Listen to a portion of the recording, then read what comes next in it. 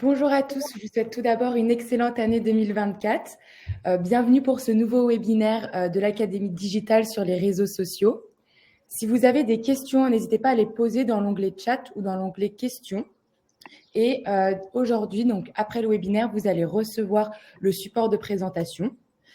Et maintenant, je laisse la parole à Violaine et Corinne. Merci. Bonjour, bonne année. Effectivement, nous aussi, nous vous adressons tous nos meilleurs vœux, à la fois de santé, de bonheur, de joie au sens personnel, et puis bien évidemment prospérité aussi, mais surtout lancement de vos activités professionnelles. Et aujourd'hui, on espère qu'on va pouvoir y concourir au travers de ce webinaire. Alors, ce webinaire, il s'inscrit dans un programme qui s'appelle effectivement l'Académie digitale des PME. Et comme vous pouvez le voir sur cette page de garde dans le bandeau en bas, c'est un programme à l'initiative de France Num et BPI qui est financé par le plan de relance et auquel ont concouru un certain nombre un consortium a été fait pour répondre à ce programme, CPME, Digispin, que je représente aujourd'hui en tant qu'associé. D'autres sociétés sont intervenues effectivement aussi, et nous, on intervient sur un certain nombre de thèmes de la transition numérique des entreprises. Vraiment deux mots sur Digispin qui nous sommes, pour vous montrer pourquoi on s'est associé effectivement à ce programme. Globalement, nous sommes un cabinet conseil spécialisé dans la transition numérique des petites entreprises, TPE et PME. Et notre caractéristique, c'est que nous appuyons sur une communauté de 150 consultants indépendants qui présentent une palette très très large de compétences et de compétences de haut niveau, comme vous le verrez tout à l'heure au travers des compétences de Violaine, qui a une très solide expérience en matière de marketing et de marketing digital plus particulièrement. Aujourd'hui, on va parler d'un des points qui nous tient à cœur pour la transition numérique, puisque pour nous, le numérique doit pouvoir apporter, tirer ces nouveaux usages qui existent pour les entreprises, et ça doit permettre un certain nombre de choses, de gains très opérationnels pour l'entreprise. C'est-à-dire que l'entreprise doit forcément s'adapter aux exigences numériques de son écosystème. Je vais vous citer quelques exemples. Les attaques cyber, il faut s'en protéger. Aujourd'hui, il va y avoir bientôt la facture numérique qui devrait arriver dans quelques mois. Le calendrier est reporté, mais il faut bien y aller. RGPD aussi. Donc là, il y a des contraintes et vous devez forcément vous adapter. C'est aussi l'efficience, c'est-à-dire qu'avec le numérique, on va plus vite, on peut aller plus vite, mais on peut gagner du temps. Donc dans l'automatisation des process ou dans l'usage de choses un petit peu nouvelles pour récupérer ce qu'on pourrait appeler de la bande passante et se concentrer vraiment sur son cœur de métier. Le troisième sujet, c'est la croissance. Donc là, on est aujourd'hui au cœur de ce sujet-là. C'est-à-dire que le numérique va vous permettre vraiment de construire, de vous appuyer dessus pour avoir une vraie stratégie de croissance. Et Violaine en parlera beaucoup mieux que moi tout à l'heure grâce aux réseaux sociaux. Et puis, surtout, le numérique, ce que ça permet, c'est des nouveaux modèles business. Réinventer l'activité pour répondre aux nouvelles attentes des utilisateurs qui aujourd'hui recherchent des sujets différents. Donc, que ce soit pour vos offres ou vos services, voilà ce que le digital va pouvoir vous apporter. Donc, je vais laisser maintenant la parole à Violaine. Juste deux petits mots sur le déroulé en termes de temps. On s'efforcera de terminer le webinaire dans l'heure qui est convenue. Nous gardons une bonne dizaine ou quinzaine de minutes pour traiter vos questions à la fin. Je serai quand même vigilante pendant l'exposé de Violaine pour regarder les questions que vous vous posez, en préférence quand même dans l'onglet questions, ce sera un petit peu plus facile pour les isoler. Et s'il y en a qui sont très très simples, je me permettrai d'y répondre au fil de l'eau. Violaine, je te laisse la parole. Merci Corinne. Bonjour à tous, ravie d'être là aujourd'hui avec vous. Je m'appelle donc Violaine Fontaine, je suis consultante, j'ai une trentaine d'années d'expérience, en fait je finis par plus les compter. Et j'ai passé une très grosse partie de ma carrière donc, en entreprise, dans les directions marketing, produits, services, marketing de l'offre, marketing stratégique, marketing opérationnel, etc. En 30 ans, on fait énormément de choses. À moitié, en fait, sur ma première partie de carrière en B2C, ensuite en B2B. Donc, j'ai un retour d'expérience assez large, en fait, sur toutes les problématiques du marketing dans des contextes métiers différents, dans des secteurs d'activité différents. Et aujourd'hui, je suis avec vous, en fait, pour parler plus précisément des réseaux sociaux. Donc, on va passer, alors certains me demandent si le support sera diffusé. Oui, le support vous sera donné à la fin et vous verrez que mon support est assez dense en nombre de slides et je vais passer assez vite sur certaines. L'objectif, c'est vraiment que le support ensuite puisse vous servir en fait de base de référence pour revenir sur certains points. Donc, il y a beaucoup de choses dans mes slides. Je passerai pas sur tout parce que sinon on passe la journée ensemble. Mais le support en fait vous servira ensuite de ressources et je vous ai mis aussi tous les liens des sources en fait que je cite tout au long de mes slides. L'objectif aujourd'hui, c'est effectivement de faire un panorama des réseaux sociaux. Donc les réseaux sociaux, il y en a déjà un certain nombre, il y en a qui sont très installés, il y en a qui sortent tous les jours. Donc on pourrait parler d'une jungle des réseaux sociaux. Et ce qui va surtout en fait m'animer moi aujourd'hui, c'est après de vous donner quelques clés pour savoir comment y aller en fait. C'est-à-dire qu'il y en a plein, mais en fonction de la taille de votre organisation, de vos ressources, etc. Vous n'allez pas pouvoir tous les préempter et il y a une démarche en fait, et c'est ça qui va m'intéresser, enfin que je vais essayer de partager avec vous. C'est la façon d'y aller en fait le plus sereinement et le plus efficacement possible. Alors, donc, aujourd'hui, je pense que de toute façon, les réseaux sociaux, c'est non négociable. En fait, dans votre plan marketing et dans votre plan d'action, en fait, par rapport à votre recherche de notoriété et votre recherche en fait de business, vous ne pouvez plus en fait faire l'impasse sur les réseaux sociaux aujourd'hui. Par contre, en fonction de vos enjeux, de vos cibles, de vos objectifs business, vous allez les choisir et y aller différemment. Donc, incontournable, je vais passer très vite là-dessus. Donc, quasiment 92% de la population française est sur les réseaux sociaux aujourd'hui, avec à parité hommes-femmes, etc. Donc ça, c'est pas un sujet. En revanche, ce qui est un sujet, et c'est là en fait que on commence à affiner, c'est que en fonction de la tranche d'âge de vos cibles, du profil de vos cibles, en fait, vous allez préempter des réseaux sociaux différents, puisque en fonction de vos cibles, en fait, ils ne sont pas tous au même endroit. Rapidement, en fait, donc on va parler des principaux, parce que je vous dis, il y en a tous les jours en fait qui naissent, et il y a des réseaux sociaux qui sont plus confidentiels que d'autres, ou plus affinitaires que d'autres. Donc on va parler aujourd'hui essentiellement des réseaux sociaux en fait qui adressent le plus largement et ceux qui vont vous servir en fait de tribune pour vos différentes activités. J'ai vu un peu là le profil des participants aujourd'hui, enfin à la lecture du nom de vos sociétés. Je vois que vous êtes dans des secteurs différents, il y a du service, il y a du produit, etc. Donc, vous avez un panel assez large en fait d'activités, mais vous allez vous y retrouver à peu près tous, j'espère. Ce qu'il faut surtout, et je voudrais insister là-dessus juste en préambule, c'est qu'il faut être toujours très réaliste en fait sur la capacité à faire. C'est-à-dire qu'en fait, il vaut mieux aller sur très peu de réseaux sociaux, mais le faire vraiment avec assiduité et avec constance, que s'éparpiller, parce qu'il n'y a rien de pire que ça. Et les réseaux sociaux aujourd'hui, de par le fonctionnement des algorithmes, soit vous êtes présent régulièrement, soit ça ne sert à rien d'y aller, puisque vous allez arriver en fond de pile, on ne vous verra jamais. Donc tout le monde est sur les réseaux sociaux, ça c'est une évidence, et vous avez donc un certain nombre de réseaux avec les plus anciens comme Facebook et des plus récents aujourd'hui comme TikTok par exemple. Ce qui est intéressant en fait de noter par contre, c'est que on parle de réseaux sociaux et en fait on devrait parler de médias sociaux, parce qu'en fait toutes les plateformes dont on va parler, Facebook, Instagram, etc., c'est un peu comme la presse. Alors moi je suis née à une époque en fait où les réseaux sociaux n'existaient pas, donc on parlait plutôt de presse, mais ce sont des médias. La différence avec les médias anciens, c'est que ce sont des médias conversationnels. Ce qui veut dire en fait que quand vous investissez sur un média social, vous vous mettez en capacité et en obligation d'être en conversation et en relation et en échange avec votre cible. C'est pour ça que je vous disais que c'est très exigeant et qu'il faut y aller en fait de façon raisonnée.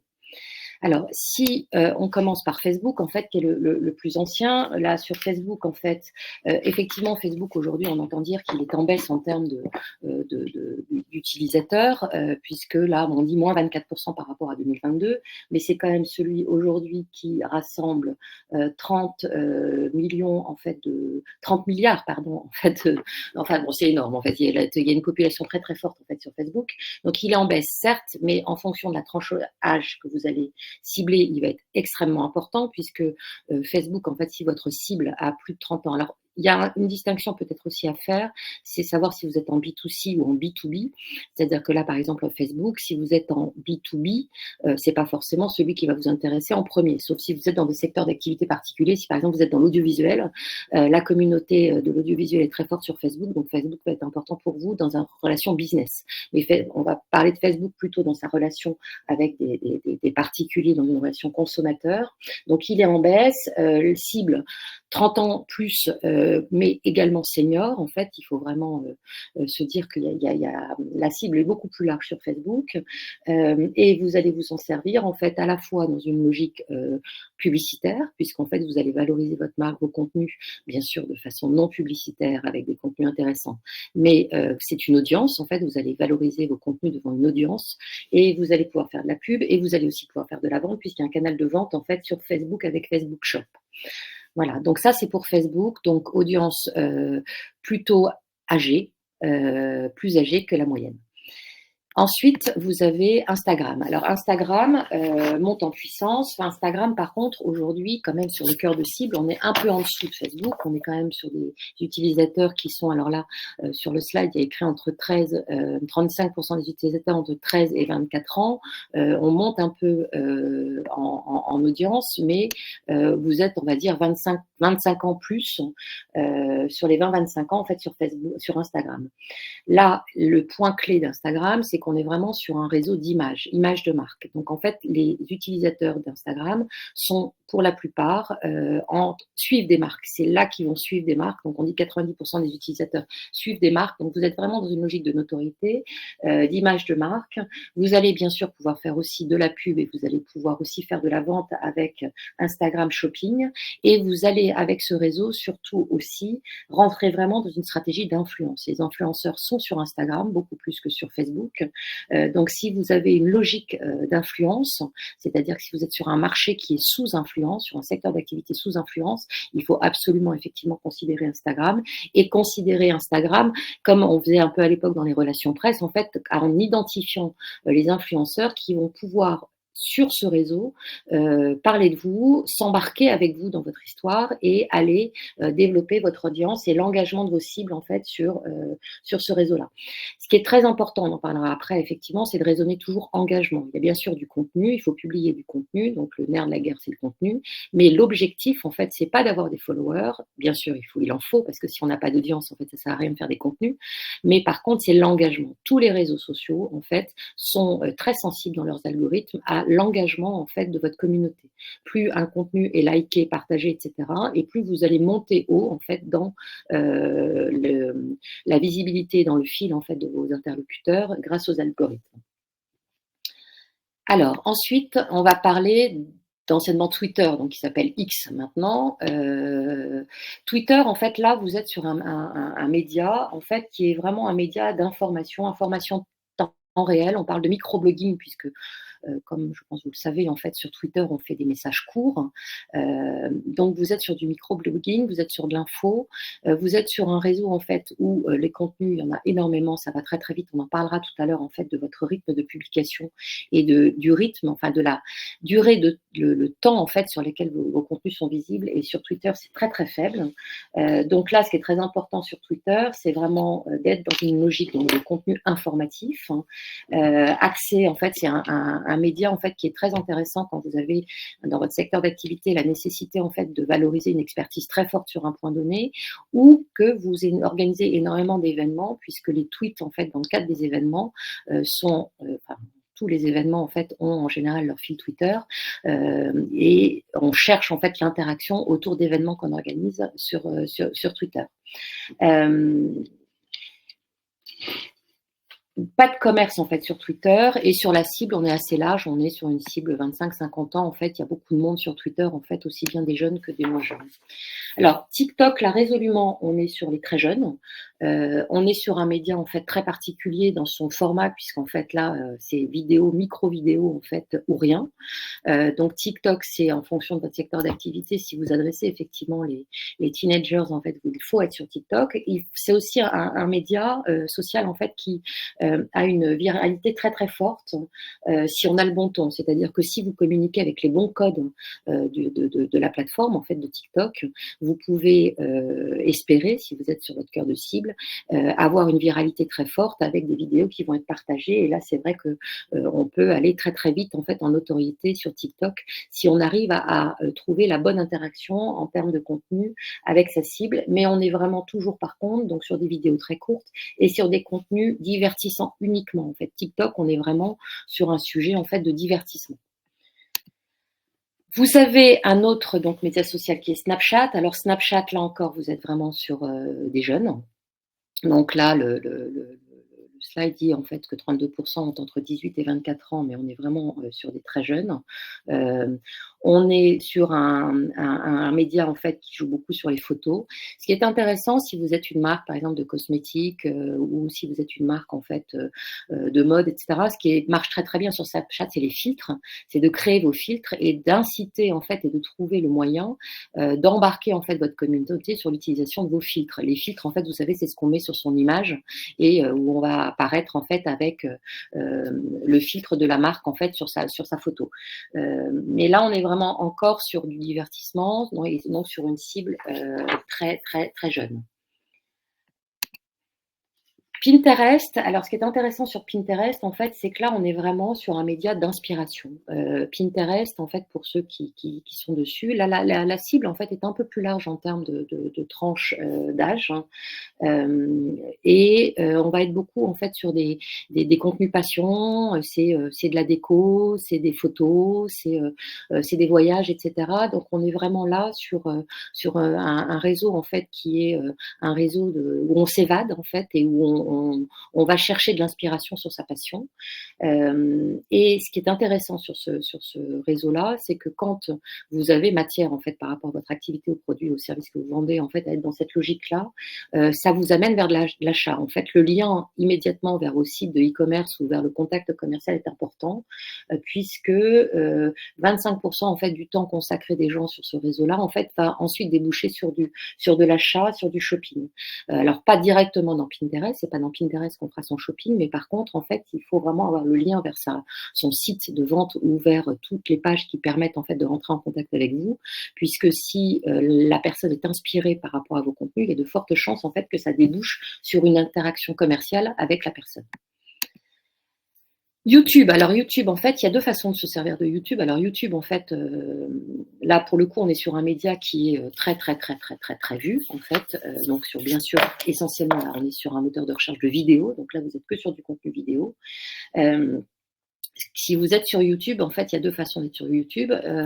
Pas deux façons, deux raisons. C'est vous allez publier en fait toutes vos vidéos. Vous êtes en B2B, en fait, vous avez des replays sur vos conférences, etc. Vous allez faire votre chaîne.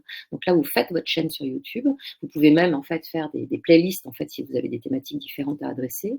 Vous allez publier vos contenus et en fait ensuite via votre site internet ou via vos autres médias, vous allez faire des liens vers YouTube en fait pour arriver sur ces contenus vidéo. Donc en fait, c'est ce qui vous permet de diffuser de la vidéo en streaming sur d'autres supports.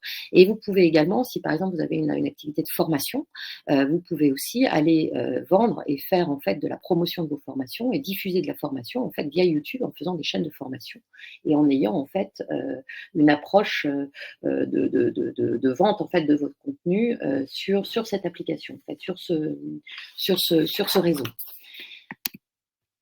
LinkedIn. Alors LinkedIn, on est résolument en fait. Alors LinkedIn, c'est un réseau vraiment résolument business, soit dans une relation commerciale en fait B2B avec de vos commerciaux en fait vers vos clients, vos prospects, soit bien sûr, je pense qu'on est tous sur LinkedIn, on a tous notre fiche personnelle sur LinkedIn. On voit bien que quand les profils sont mis à jour, c'est soit que les personnes sont en recherche d'emploi, soit qu'elles ont quelque chose à vendre. Donc, on est aussi sur un réseau qui est très... en fait, on est vraiment sur un réseau qui fait du réseautage, où il y a un gros axe recrutement. Mais si vous vous en servez, vous, dans votre activité, c'est que vous êtes réseau plutôt carrément en B2B et vous allez en fait chercher à valoriser votre marque et vos expertises. Et là, ce qui est très important sur LinkedIn, en fait, c'est d'être dans cette logique de social selling et notamment d'embarquer les commerciaux de l'entreprise parce que vous avez la page de marque, c'est la marque en fait qui va communiquer des contenus, etc. Mais ce qui va faire mouche et ce qui va vraiment amplifier votre visibilité et votre business, c'est la relation personnelle que vos commerciaux pourront avoir avec vos prospects et clients au travers des contenus qui sont diffusés. Et là, vraiment, tout l'enjeu, en fait, c'est de valoriser, parce qu'il y a beaucoup de monde sur LinkedIn, de valoriser, en fait, vos expertises spécifiques pour, en fait, alimenter le fait que la personne qui va rentrer en contact avec vous sur LinkedIn va trouver, en fait, réponse à sa problématique et va trouver, en fait, de l'expertise par rapport à sa problématique. Je vais vraiment vite parce qu'il est déjà 9h20 et en fait, il y a beaucoup de choses à dire derrière. Donc là, en fait, je voulais faire un petit focus sur les messageries instantanées. Donc là, on n'est pas sur des réseaux sociaux, des médias sociaux, en fait, comme les précédents, ce dont j'ai parlé. On n'est pas dans une logique d'audience, de pub, etc. Et les messageries instantanées prennent de plus en plus de place en fait aujourd'hui dans les services de relations clients. De plus en plus en fait de marques et de plus en plus de clients vont aller chercher l'interaction avec vous si vous avez un service après-vente et si vous avez un service client sur les messageries instantanées. Donc les messageries instantanées aujourd'hui sont vraiment utilisées dans cette logique-là et sont utilisées aussi en fait avec il y a des fonctionnalités complémentaires en fait sur ces messageries-là qui sont les chatbots, toujours penser au FAQ. En fait, là, vraiment, il faut vous en servir.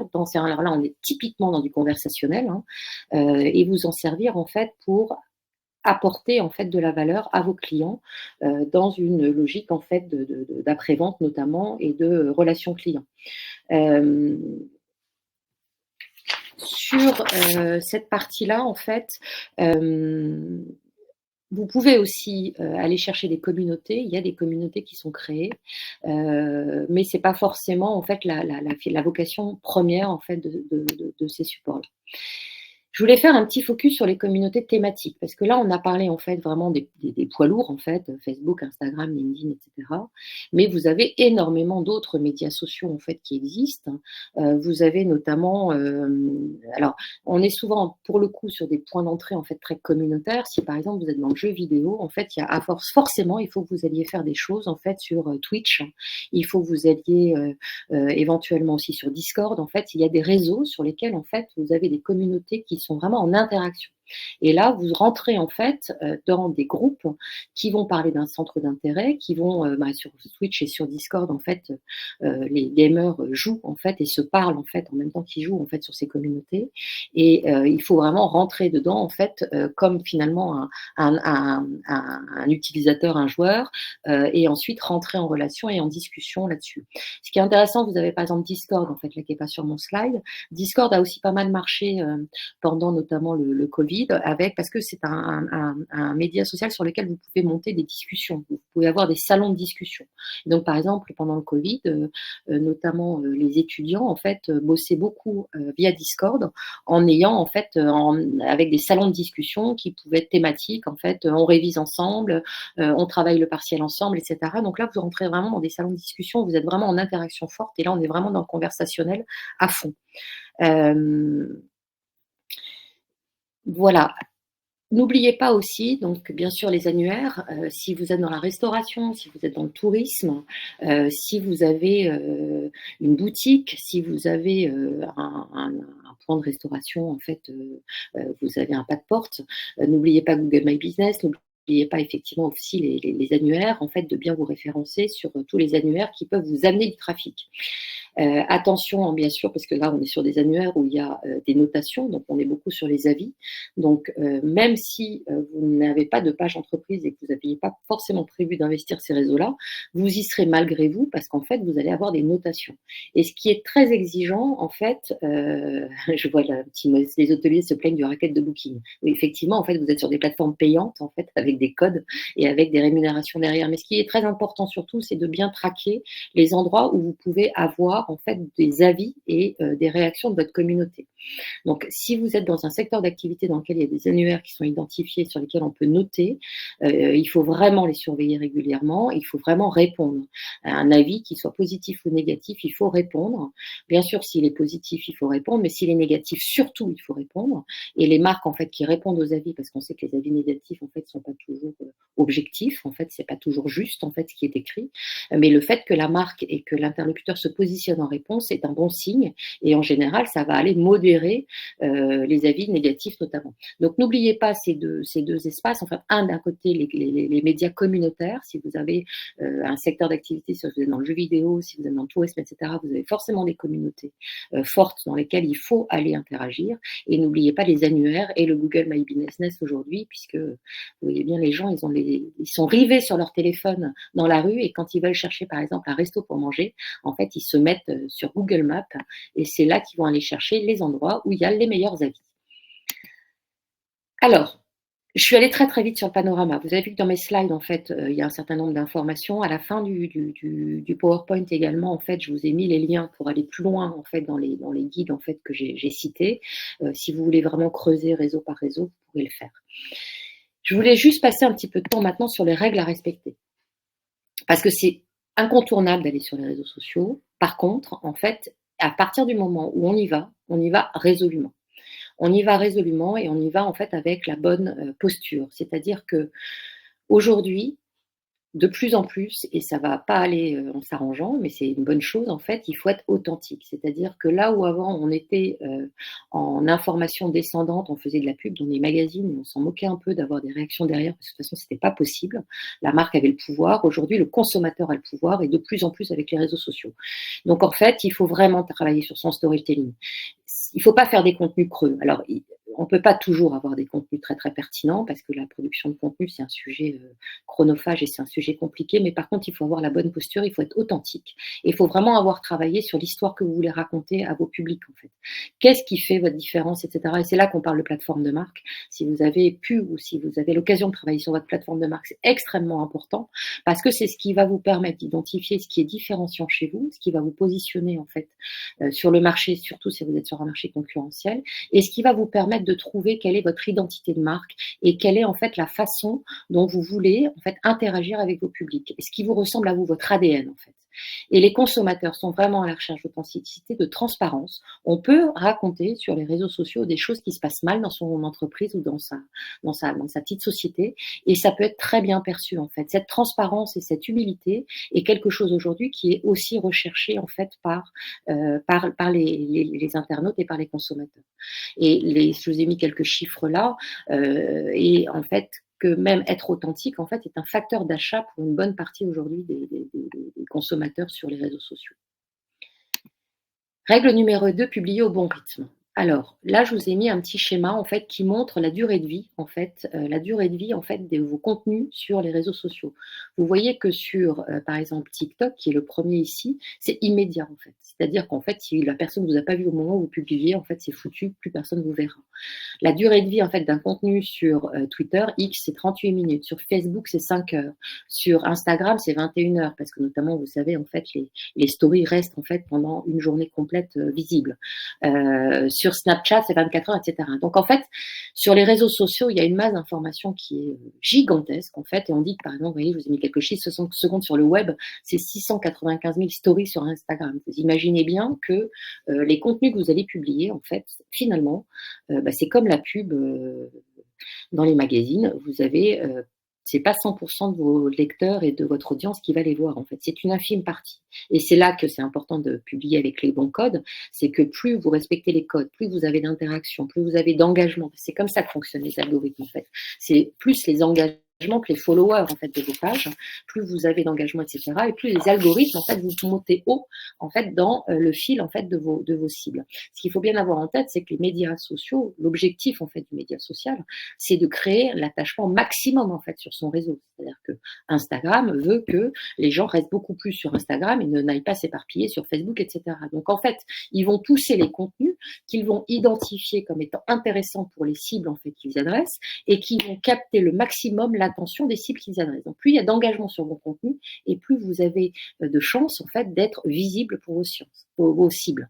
Et c'est là en fait que je vous ai mis quelques points. Ce qui est hyper important, bien sûr, c'est le content management, c'est les contenus que vous allez publier.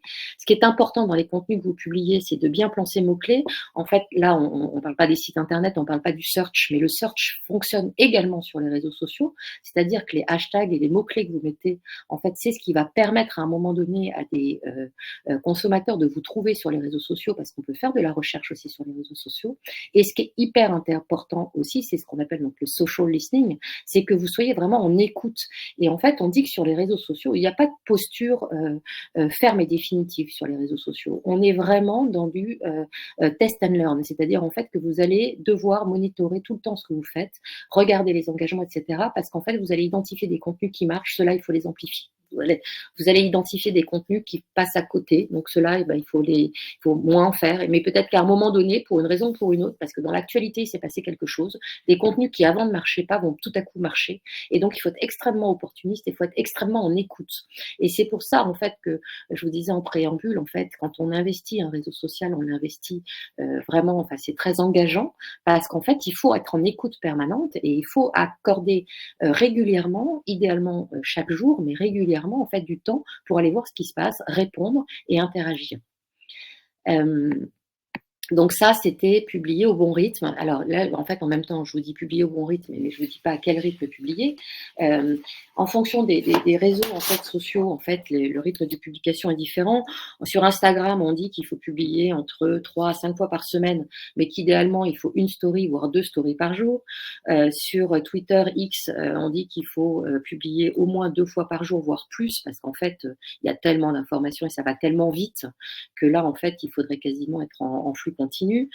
Sur Facebook, on dit que le mieux, c'est quand même tous les jours, voire 2 fois par jour. Sur LinkedIn, également, on dit tous les jours, mais sur LinkedIn, en fonction de la cible, si vous êtes sur un marché de masse, sur un marché de niche, etc., 1, 2, 3 posts en fait par semaine, ça peut être suffisant. Mais effectivement, il faut avoir un rythme de publication. Les réseaux sociaux, en fait, et c'est parce que aussi vous avez un rythme de publication que les algorithmes, en fait, vont vous positionner correctement, en fait, auprès de vos communautés. C'est-à-dire qu'en fait, une marque qui ne communique pas régulièrement, qui ne poste pas régulièrement, est identifiée par l'algorithme comme étant une marque pas hyper importante, qui n'a pas grand-chose à raconter. Donc forcément, dans cette recherche d'interactivité, d'attractivité, vous allez être mal coté. En fait. Donc la régularité de publication est extrêmement importante. Proposer les bons contenus, c'est évident en fait. Il faut proposer les bons contenus. En fait, vous ne pouvez pas. Si vous voulez être lu, mais ça a toujours été vrai en fait. Même quand on fait une pub, il faut avoir les bons contenus à l'intérieur, les bons messages. Ce qui change peut-être un tout petit peu en fait aujourd'hui sur les réseaux sociaux, c'est que on parle des UGC, donc c'est les User Generated Content. En fait, c'est les contenus de vos cibles.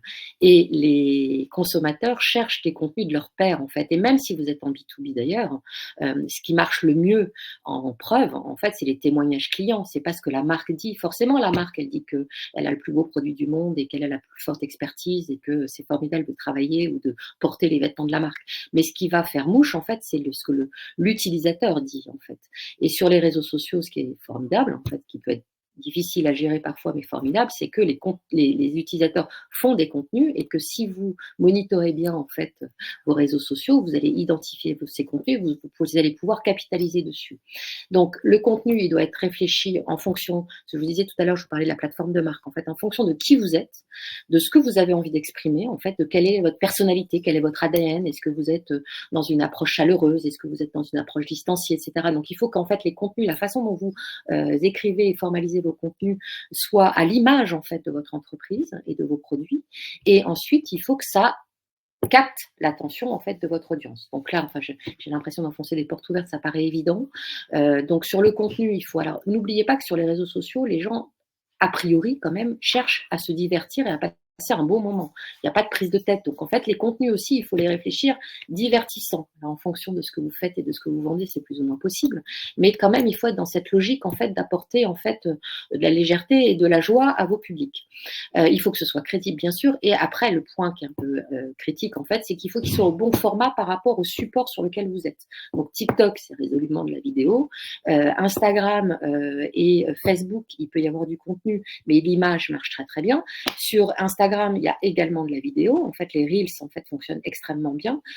Maintenant, faire de la vidéo, c'est pas toujours le plus facile, mais si vous êtes par exemple sur Facebook, LinkedIn, Instagram, vous pouvez déjà commencer par du contenu et des images. Et ça c'est ok, ça ira très bien. Et n'oubliez pas donc ce que je vous disais tout à l'heure, les mots-clés. Quand vous écrivez vos contenus, il faut à chaque fois que les mots-clés qui sont importants, qui sont quelque part la façon dont vos consommateurs vous chercheront, que ces mots-clés se retrouvent dans vos contenus parce que c'est ce qui va avoir un impact en fait sur le search et sur le fait de ramener des consommateurs chez vous. Ensuite, se brancher au bon hashtag. Alors, les hashtags, mes clients souvent me disent, mais j'en fais combien? C'est quoi les hashtags? Alors, c'est compliqué. Alors, c'est compliqué. En fait, là, on va revenir un peu sur social listening. En fait, les bons mots-clés, vous allez les identifier en regardant un peu ce qui se passe autour de vous, en regardant vos concurrents, en regardant, en fait, de quoi parlent aussi vos clients. Mais il ne faut pas en avoir 50 000. Donc là, je vous ai mis un petit encart en fait sur la bonne dose de hashtag.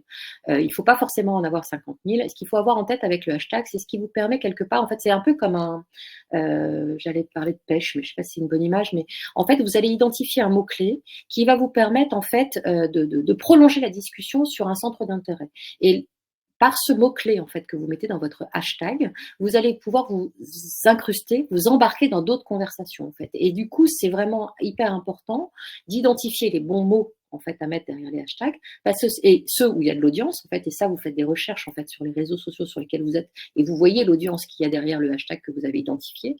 Et ça va pousser la diffusion de vos contenus auprès de l'audience en fait qui est sur ce hashtag. Donc vous ouvrez en fait votre audience, vous maximisez votre audience avant même de faire de la pub et d'aller chercher des ads. En fait, vous allez pouvoir avec les hashtags aller toucher des publics que vous n'aviez pas encore dans votre audience. Donc c'est hyper important les hashtags. Par contre, il faut avoir les bons hashtags. Il ne faut pas mettre des listes à l'après-vert sous prétexte de mettre 50 hashtags à la fin de son post pour faire joli. Ça ne fait pas joli en fait. C'est vraiment pour aller chercher des groupes de discussion autour de ce hashtag-là. D'accord? Donc, en fait, oui, c'est important. Si vous n'avez pas identifié, n'en mettez pas. Maintenant, effectivement, les algorithmes aussi valorisent les hashtags, en fait, dans le fait que vous remontiez sur la visibilité, en fait, proposée. Mais par contre, en ayant les bons hashtags. Si vous mettez des mauvais hashtags, en fait, ça ne servira à rien. OK? Donc, les hashtags, c'est important. Maintenant, il faut juste trouver les bons. En fait, j'ai l'impression et je pense que certains d'entre vous qui disent, bon, elle est bien sympa, mais en fait, il y a qu'à Faucon, c'est un peu facile. En fait, il n'y a pas de recette miracle. Hein. Je suis désolée.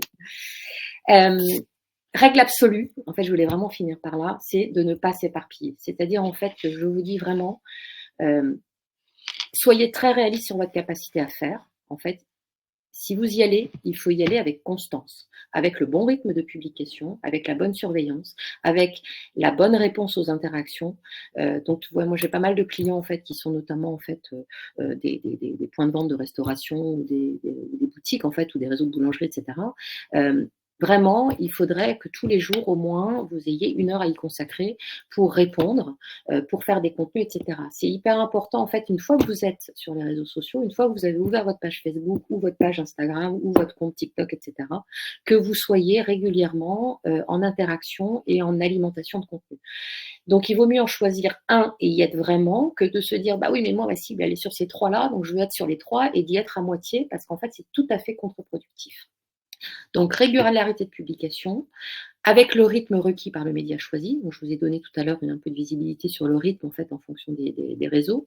Réactivité relationnelle, on est vraiment sur des médias conversationnels. Donc en fait, la relation est au cœur en fait de votre présence et il faut absolument répondre aux commentaires, remercier ceux qui font des commentaires sympas, répondre à ceux qui font des commentaires moins sympas. C'est hyper important de montrer que la marque est impliquée parce que c'est une marque de respect en fait pour vos consommateurs.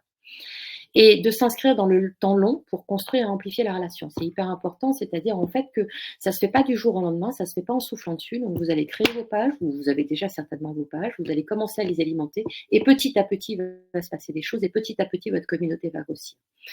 Et ce qui est hyper important, c'est, enfin, j'ai mis la règle d'or, pas d'improvisation. C'est pas pour vous stresser. C'est bien sûr en fait qu'on peut être un peu en impro et il faut pas s'interdire de faire sous prétexte qu'on n'a pas bien cadré au départ. Par contre, mettez-vous bien quand même en posture en fait de comprendre les codes des réseaux sur lesquels vous êtes, de travailler sur votre ligne éditoriale, de travailler sur votre ADN. En fait, vous vous souvenez, je vous ai dit en fait que les internautes, enfin, dans le monde virtuel, en fait, les gens cherchent de l'authenticité. Donc, trouvez vraiment votre ligne éditoriale, ce qui vous ressemble. Et surtout, pilotez tout ça parce que c'est important aussi d'être en suivi et de voir ce qui marche pas. Et c'est avec le pilotage que vous allez gagner en pertinence et en performance en fait sur votre présence sur les réseaux sociaux. Voilà. Alors, il est 39, donc en gros, il me reste 10 minutes pour parler de la bonne stratégie. Donc, pourquoi il faut y aller? Donc là, je pense que, enfin, je vais pas revenir dessus, c'est indispensable. Déjà, vos prospects, votre ciblier, qu'elle soit en B2B ou en B2C, votre ciblier, on est tous sur les réseaux sociaux, ok? Et vos concurrents, vos prescripteurs, vos influenceurs, vos détracteurs, ils sont également. Donc, en fait, moi, j'ai des clients, alors notamment dans l'énergie, qui me disaient non, mais moi, de toute façon, on raconte tellement de bêtises sur les réseaux sociaux, je préfère pas participer à ce débat parce qu'il est pas de bonne qualité. Ben oui, mais en fait, c'est dommage parce qu'en fait, c'est là que les choses se passent, c'est là qu'on discute et que même si en fait ce qui est dit sur des sujets très pointus est à côté de la plaque, vous avez la possibilité de faire valoir en fait votre expertise et de participer à un débat, etc. Et vous devez le faire parce qu'en fait, si vous n'avez pas d'existence digitale aujourd'hui, quelque part vous n'avez pas d'existence tout court en fait. Et aujourd'hui, ayez bien en tête que en B2B notamment, mais en B2C également, avant même de pousser la porte en fait d'une entreprise ou d'une boutique, les gens sont sur les réseaux et se renseignent et regardent. Et on dit en B2B que 80% de la décision est prise avant même que vous rentriez en relation en fait avec votre prospect. Parce qu'en fait, il s'est déjà fait une idée. Il a déjà été chercher des infos, il a vu les marques qui parlaient, etc. Et il s'est fait une idée en fait déjà. Ok, et là où avant, je me souviens, moi j'ai commencé donc il y a 30 ans, on faisait ce qu'on appelait des opérations commando, où on prenait le début d'une rue et on rentrait dans toutes les boutiques en fait pour aller faire chercher des prospects. Aujourd'hui, on fait plus ça en fait. Aujourd'hui, vraiment, on gère pas que de l'appel entrant malheureusement, mais quand on rentre en relation avec quelqu'un, il a déjà une idée assez claire en fait de ce qu'il veut. Il s'est déjà renseigné en fait sur les solutions qu'on pouvait lui apporter et il s'est déjà fait une idée de vous. Donc il faut absolument y être. Vous n'avez pas le choix. D'accord. Par contre, ce qu'il faut avoir en tête, c'est que, en fonction des réseaux, les gens, ils font des choses différentes. Donc, il y en a où ils sont pour se connecter, notamment par exemple LinkedIn. LinkedIn, on est vraiment sur un réseau en fait qui crée, enfin, c'est du réseautage en fait, c'est de la relation interpersonnelle où on se connecte, où on crée des liens. Les gens, ils sont, alors il y a très peu de gens qui communiquent, on dit entre 1 5%, en fait, ça dépend des réseaux, mais il y a très peu de gens qui prennent la parole. Et malheureusement, ceux qui prennent la parole, c'est souvent plus ceux qui ont envie de se plaindre que ceux qui trouvent des choses sympas à dire. Donc les gens, ils sont en fait pour communiquer, pour découvrir et aussi pour passer à l'action. Mais tout le monde est sur les réseaux sociaux, donc il n'y a pas de discussion à avoir, il faut y aller. Vous avez des enjeux différents, vous pouvez y aller et où d'ailleurs, en fait, il y a des enjeux relationnels et il y a des enjeux business en fait. C'est-à-dire qu'on fait vraiment du business sur les réseaux sociaux. C'est pas que de la notoriété en fait. Donc bien sûr, dans les enjeux relationnels en fait, avec les réseaux sociaux, c'est un média en fait, donc sur lequel on va pouvoir aller chercher de la visibilité, de la notoriété. Il faut y être parce qu'il faut gérer sa e-réputation, c'est hyper important. Et c'est là que je vous disais répondre aux commentaires qui sont désagréables, etc. On peut gérer sa relation client en temps réel. En fait, il y a des tas de gens aujourd'hui et notamment chez les jeunes, en fait, j'en ai quelques-uns autour de moi qui ne font plus que ça. Quand ils ont un problème avec une marque, ils se disent, moi, je ne vais pas chercher 3 plombes le service client, essayer d'appeler quelqu'un qui ne répond jamais. De toute façon, les jeunes, ils n'aiment plus téléphoner, parler à des gens dans un téléphone. Ils vont immédiatement aller sur le compte Facebook, Insta, etc. pour aller dire, je suis pas content, ça n'a pas marché. Donc, en fait, aujourd'hui, dans une relation client, les réseaux sociaux ont pris une place importante parce qu'en fait, il y a des gens qui vont aller vous chercher en après-vente sur les réseaux sociaux. Les enjeux business, en fait, c'est que vous allez pouvoir, en fait, notamment par exemple sur LinkedIn, en fait, aller monter en fait en visibilité, en référencement, en visibilité sur les réseaux sociaux. Et il faut toujours raisonner aussi lien croisé, c'est-à-dire que les réseaux sociaux sont aussi en fait un flux de trafic vers vos sites internet, et notamment en B2B, c'est important. Et vous allez améliorer votre référencement aussi internet grâce à ces liens entrants et ces interactions avec vos réseaux sociaux. Donc, vous allez pouvoir générer du trafic, vous allez pouvoir monter votre référencement. Donc, ce qui est important quand on fait du search, c'est pour arriver sur cette fameuse première page. Et vous allez pouvoir aussi trouver des clients et des partenaires en fait sur les réseaux sociaux. Ce qui est important aussi, les réseaux sociaux sont super aujourd'hui intéressants aussi pour réaliser la veille. En fait, si vous voulez lancer un produit, une offre, etc., vous avez tellement de choses aujourd'hui sur les réseaux sociaux que vous allez pouvoir aussi alimenter en fait votre réflexion stratégique en allant regarder ce qui se passe et ce qui se publie. Donc, en fonction de votre contexte, si vous êtes en B2B et B2C, en fait, les réseaux sociaux sont un levier plus ou moins important pour vous. C'est-à-dire, dans certaines activités, c'est un peu le nerf de la guerre. Dans d'autres activités, c'est un levier parmi d'autres. Et en fonction, donc là, je vous ai mis un petit schéma, tout est schématique, hein, puisque là, on n'est pas dans le détail de vos spécificités. Mais en gros, si vous êtes en B2B sur un marché de niche où il y a une faible concurrence, l'impact des réseaux sociaux sera relatif, parce qu'un marché de niche, normalement, vous aurez plus ou moins moins déjà dans vos bases de données, dans votre CRM, en fait, vos contacts, etc.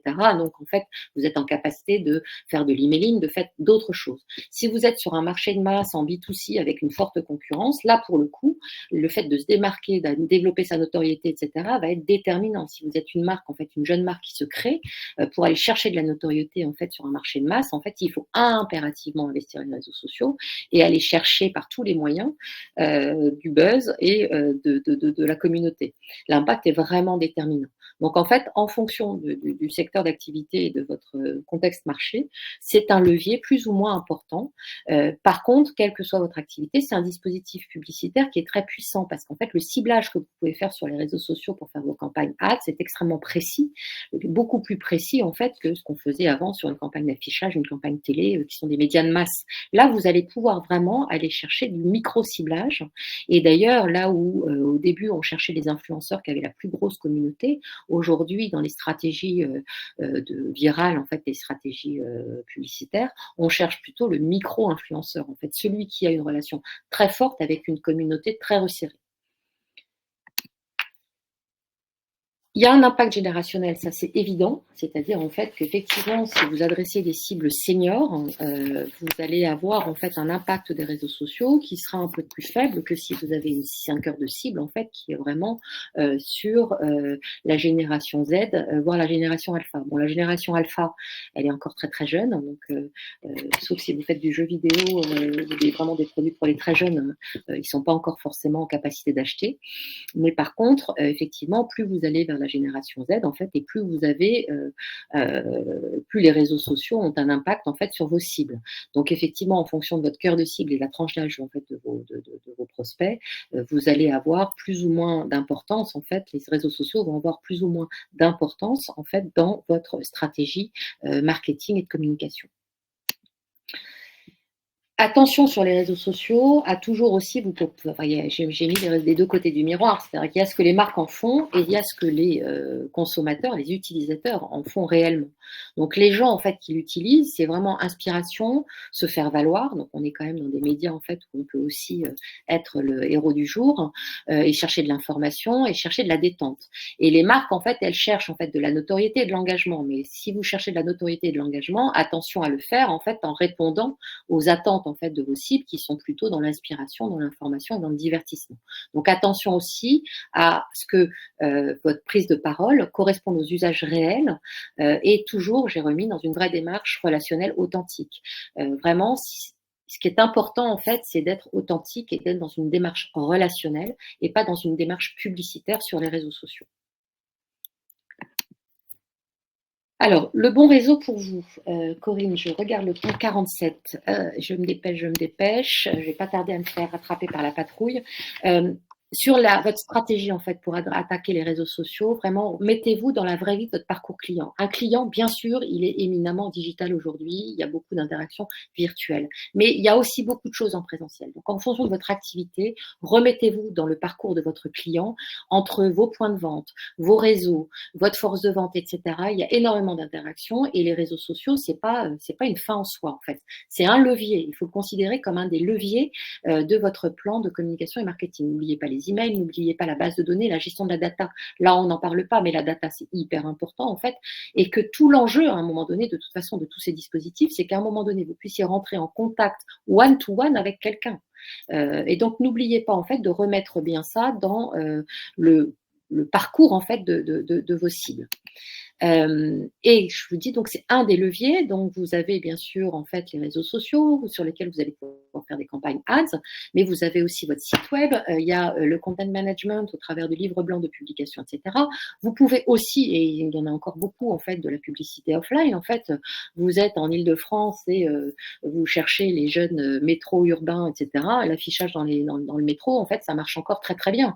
Ou l'affichage en fait sur les points en fait de merchandising de vos clients, ça marche très très bien. Le street marketing aujourd'hui, si vous êtes une boutique, si vous êtes un un point de restauration, ça marche encore super bien. Donc en fait, c'est un des leviers parmi d'autres. Il faut vraiment le remettre en perspective en fait de vos cibles, de vos enjeux et de vos objectifs, parce que vous pouvez avoir des objectifs de notoriété, des objectifs de vente, et en fait, c'est cette espèce c'est une équation à entrée multiple, et le bon plan d'action en fait est celui qui a la meilleure interaction entre tous ces leviers-là, et également en tenant compte en fait de votre environnement concurrentiel.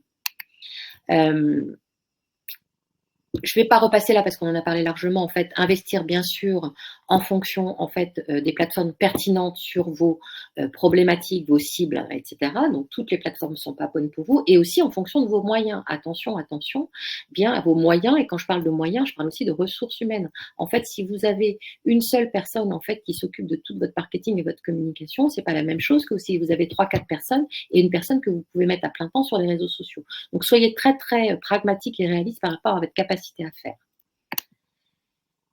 En B2C, en fait, l'enjeu, c'est vraiment d'aller chercher l'engagement et la viralité. Donc, à un moment donné, en fait, vous allez investir des médias sociaux pour rentrer en relation, aller chercher de l'engagement, pour améliorer effectivement aussi le search, en fait, pour qu'on vous trouve. Et la finalité, c'est de ramener, en fait, les personnes vers votre site e-commerce, de ramener les personnes vers votre point de vente. Et donc, vraiment... Et pour le faire, en fait, il faut aller chercher de l'engagement et de la viralité.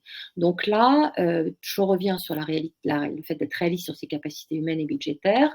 Si vous êtes sur un marché sous influence, donc vous êtes dans le food, vous êtes, mais même en fait, vous êtes dans l'énergie. Aujourd'hui, on sait qu'il y a des communautés et des influenceurs très importants en fait qui prennent la parole sur les panneaux solaires, les éoliennes et les machins. Trouvez, identifiez les influenceurs et soyez aussi vraiment dans une logique en fait d'influence, d'accord? Si vous êtes en B2B, là, en gros, vous allez aller chercher des leads. En fait, vous allez chercher du contact. En fait, donc tout ce que vous faites sur les réseaux sociaux, l'objectif, c'est de capter de la donnée pour les ramener idéalement dans votre CRM ou dans votre base de données commerciale pour pouvoir rentrer en discussion en one-to-one avec quelqu'un. Donc, d'un côté, vous cherchez plutôt une plateforme de visibilité et avec de l'engagement et avec du volume. De l'autre côté, vous allez chercher tout votre objectif. En fait, c'est les call to action et c'est ce qui va vous permettre à un moment donné de capter de la donnée. Et attention aussi, si vous êtes en B2B, ce qui est hyper important, et ça souvent malheureusement c'est compliqué dans les entreprises, embarquez vos commerciaux en fait. Vos premiers ambassadeurs sont vos commerciaux, que vous en ayez 1, 3, 5 et qui soient en interne ou en externe, sont vos commerciaux, et c'est eux qui sont crédibles dans leur prise de parole, enfin leur crédible. C'est eux qui vont entrer en relation. Donc si vous faites des choses sur vos réseaux sociaux, il faut absolument que vos commerciaux s'embarquent dedans, en fait, pour aller diffuser vos contenus et pour aller capitaliser sur les contenus que vous diffusez. Et ce qu'il faut bien avoir en tête, c'est que si vous êtes en B2B, ce qu'il faut, c'est que vous soyez en capacité de capter, de stocker et d'enrichir la donnée dans vos outils, en fait, quels qu'ils soient. Et le pilotage indispensable, c'est-à-dire qu'à un moment donné, et il y a beaucoup de clients, faute de temps, en fait, enfin, dans mes clients, en fait, qui négligent cet aspect-là. Vraiment, il faut absolument, en fait, piloter pour voir ce qui se passe, en fait, pour être en permanence, en fait. Je vous disais, on est vraiment en test and learn. C'est en pilotant, en regardant. Quand vous faites un post, regardez l'engagement, regardez ce qui se passe derrière, en fait. Il suffit pas de poster. Il faut pas poster pour poster, en fait. Il faut en tirer des informations et suivre, en fait, des indicateurs d'audience. C'est un premier indicateur. D'engagement, c'est le plus important. On cherche de l'engagement. Et si vous êtes en B2B, vous allez regarder aussi ce que ça génère en renvoi vers votre site internet ou vers vos différents call to action. Et c'est vraiment important de piloter pour gagner toujours plus en pertinence en fonction des secteurs d'activité. Il n'y a pas de recette magique en fait. Et c'est en regardant, en observant et en essayant en fait qu'on finit par gagner en pertinence. Voilà. J'ai fini un peu au pas de course, mais il est 53. Merci Violaine, merci. C'est vrai qu'on voulait rester absolument dans ce timing.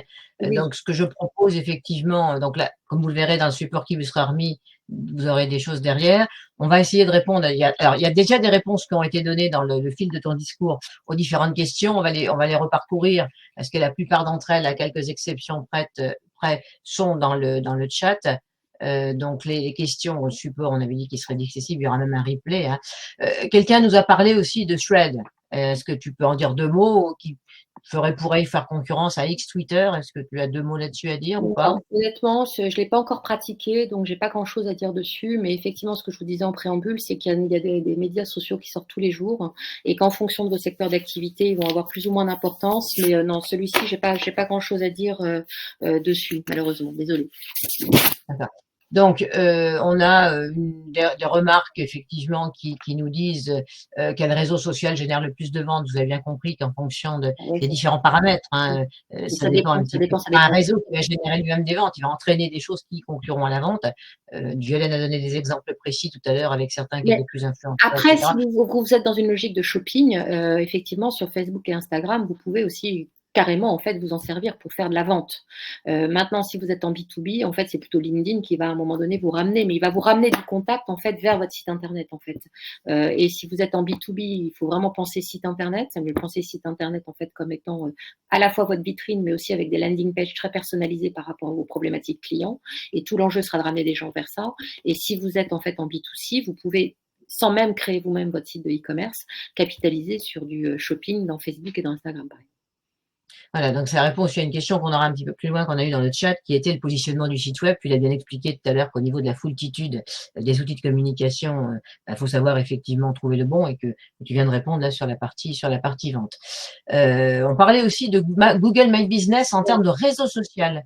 Oui. Donc, tu avais parlé de Google My Business en tant qu'annuaire. C'est bien que Google My Business en fait propose énormément de choses. Donc la première, le truc de base déjà, c'est d'avoir sa page entreprise, bien créée, bien référencée.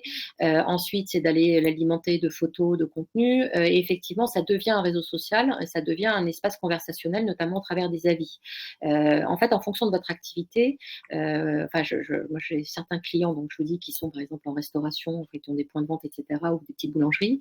Il faut absolument en fait aller effectivement faire de la conversation et se servir de Google My Business comme d'un réseau social, effectivement. C'est hyper important. C'est presque le premier axe en fait à développer.